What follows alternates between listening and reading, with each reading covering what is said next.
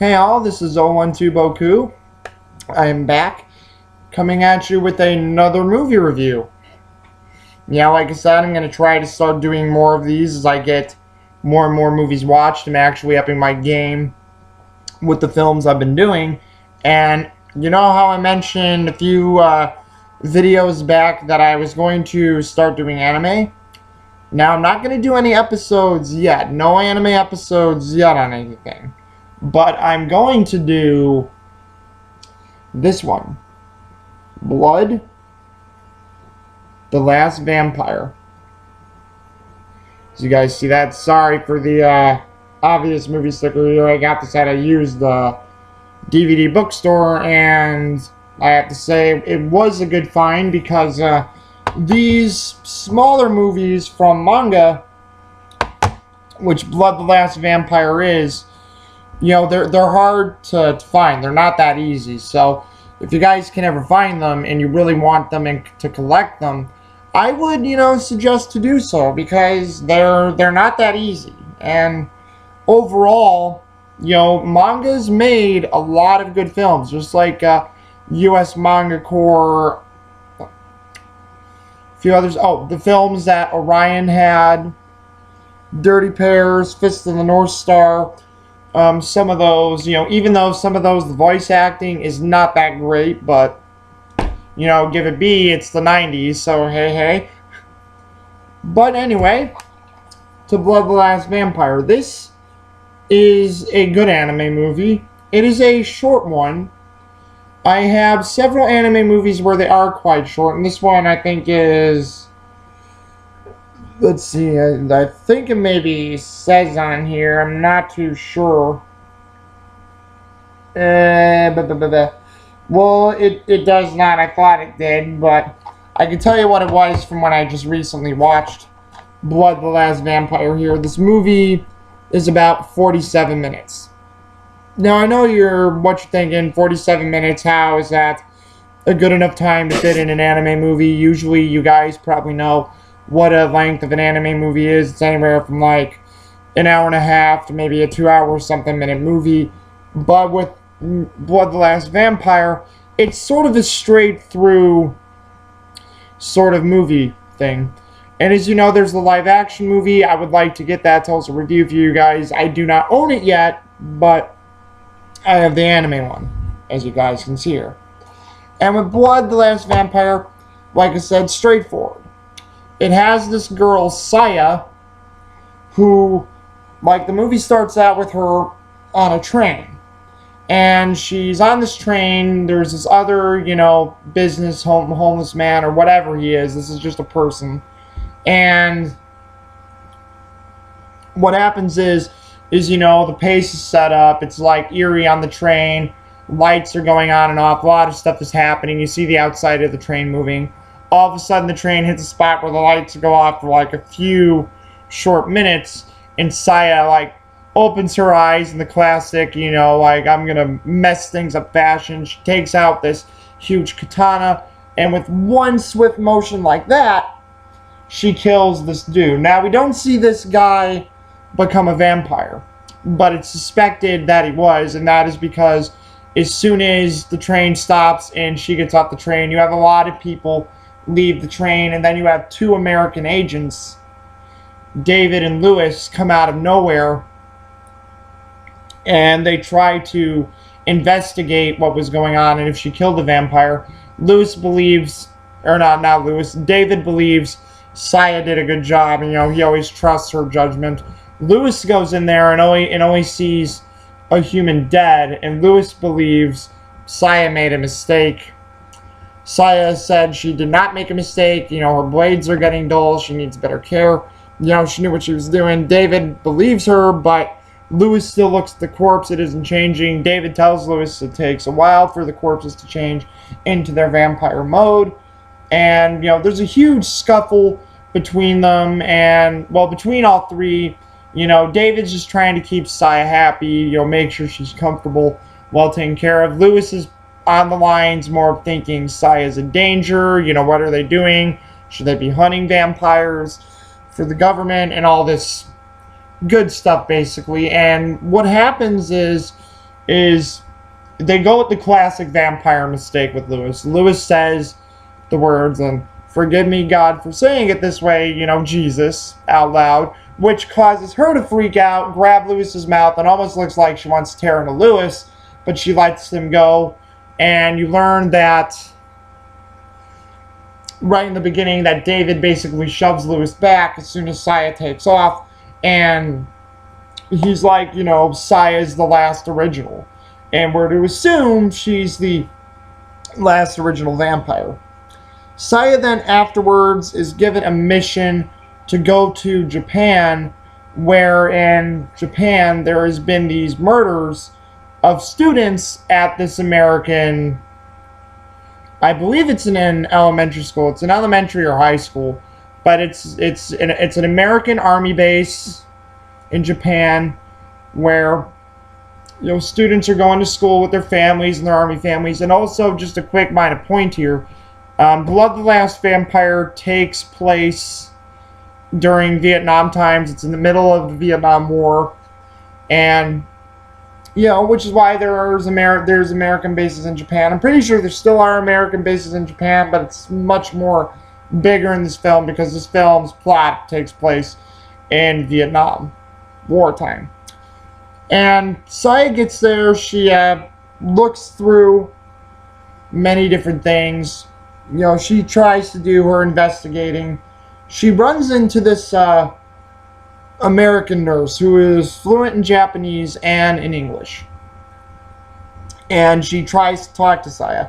Saya just ignores her because Saya really doesn't want contact. She doesn't care. She just wants to get her current job done. And just in case the guys didn't know, Saya is the lovely face on that cover of Blood, the Last Vampire.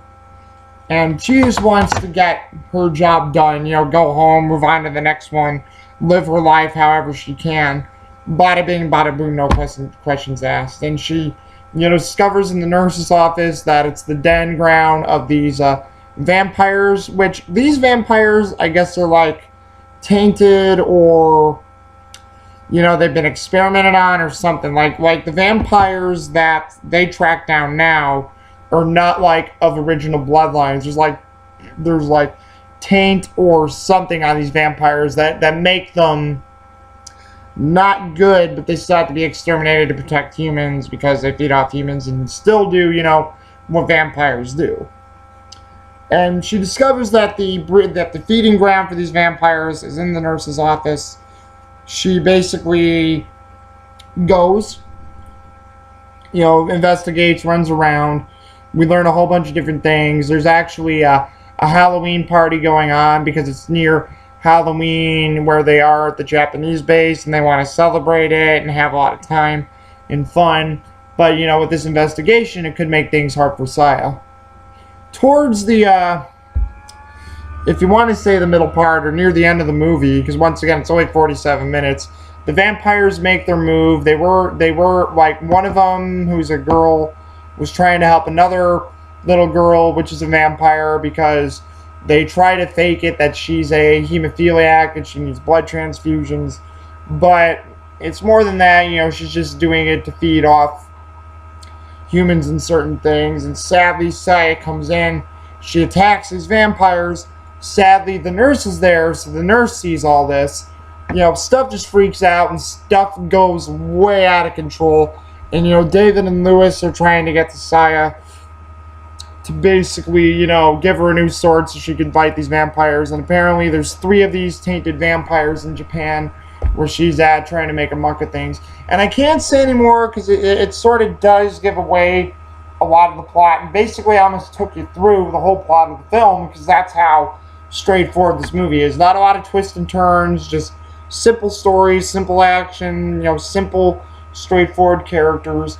Even though, personally, if you wanted to say who the main characters of this movie were, I would have to say that it's, because the vampires are the threat, but any of the vampires that you see in this movie really aren't the main characters. They really are just, the catalysts and the antagonists, but they really don't have that big of a role in this film. They're just like a catalyst villain, if you could say. Like they're there just causing problems. There's no huge role for these enemy vampires. So I'd have to say the main characters are the American nurse, Saya, and David, the one who helps Saya out, the one ally I guess she can trust.